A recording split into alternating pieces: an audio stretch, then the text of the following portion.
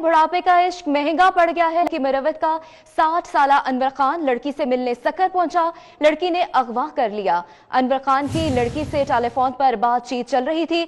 अगवाकारों ने अनवर खान के अहले खाना से 50 लाख रुपए का तावान मांग लिया है। आपको अपडेट कर रहे हैं।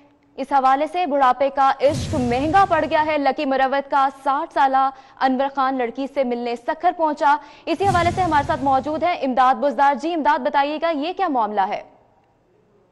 हाँ जी, बिल्कुल।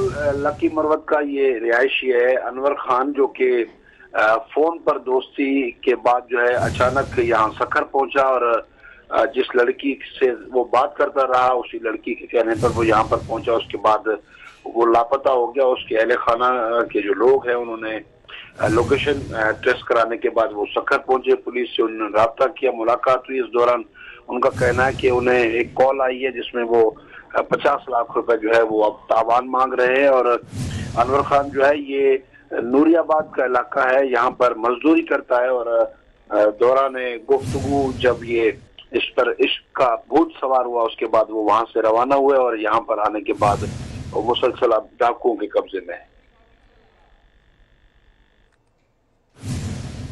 जी इमदाद बुजदार, बहुत शुक्रिया।